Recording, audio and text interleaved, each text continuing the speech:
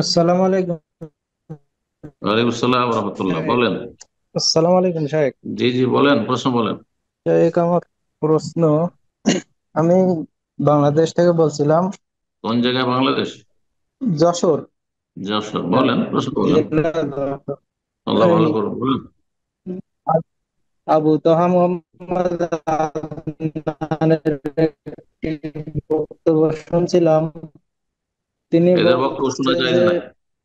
তাকে এরা কোন যারা আলেম টালেম খারেজি না, বলে এসব আর কি, এসব এসব লোকের বক্তব্য সে শুনবেন না। তাদেরকে অজানা ব্যক্তির বক্তব্য শোনা, দক্ষ আলেম যারা, হ্যাঁ, এরকম দক্ষ আলেমদের দেশে পড়েছে, কিন্তু দক্ষ আলেম মাদ্রাসা পড়ে তাদের যথেষ্ট জ্ঞান আছে দিন সম্পর্কে, কোরআন এবং হাদিস বুঝে, এসব এসব জেনারেল লাইনে পড়ে এসছে, আর তারা কিছু ইসলামের কথা বলছে, আর ওদের বক্তব্য শুনতে গিয়ে তখন জঙ্গি তৈরি হচ্ছে, আর সীমা লঙ্ঘন করছে, আর বিভিন্ন বিভ্রান্তি ছড়াচ্ছে। কিয়ামতের লক্ষণ এগুলি, জাহালাত। আল্লাহ হেদায়েত দান করুন।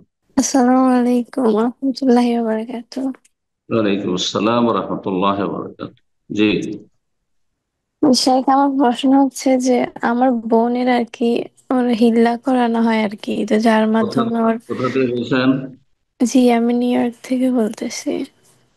আল্লাহ হেদায়েত দান করুন। হিল্লা ইসলামে নেই, লানতের কাজ।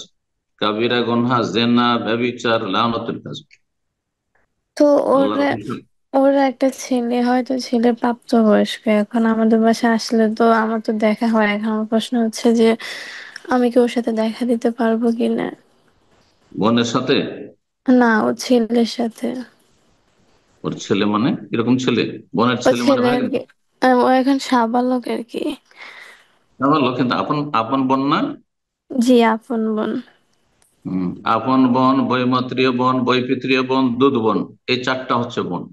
চাচাতো বোন, মামাতো বোন, খালাতো বোন, তাদের ছেলেরা, এরা মাহারাম নয়। আপনার এই বোনটা কি ধরনের বোন এটা বলেন?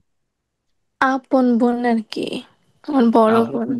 আপন বোনের ছেলে আপনার মাহারাম না, হয় ওই না? যে হিল্লা করানো হয় যে ওটার মাধ্যমে যে হয়েছে, এটা কি এখন কে জিনার সন্তান নাকি, কে মানে আমি কি। কে কে কে কার হিল্লা করেছে? আমার মানে ওই বোনের, আমার যে বোনের আর সময়টা কি। হিল্লা হয়েছে, ওই সময়টা এই গর্ভধারণ, এই বাচ্চাটি ভূমিষ্ঠ হয়েছে নাকি? আর না, এরপরে।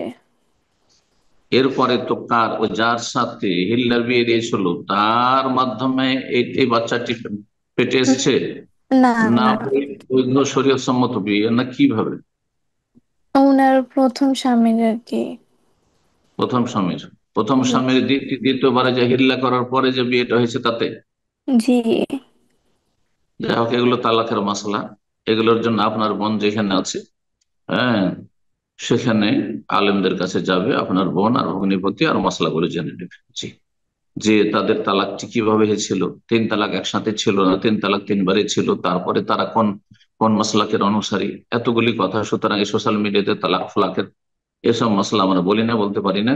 বাকি কথা হলে, আপনার যদি সন্দেহ হয় যে এটি আমার বোনের বৈধ সন্তান নয়, তাহলে আপনার মাহরাম নয়, তাহলে আপনি পর্দা করুন। তাহলে পর্দা, এতটা আপনার মাসলা জানা জরুরি। যদি আপনার সন্দেহ থাকে যে না, এটি আমার বোনের বৈধ সন্তান নয়, হ্যাঁ, যেটা শরীয়তের বিবাহ বৈবাহিক সম্পর্কের মাধ্যমে যে ছেলে মেয়ে হয়ে থাকে ওইভাবে হয় নাই, নাজায়েজ ভাবে হয়েছে, তাহলে আপনার সে মাহরাম নাই। আল্লাহ তাআলা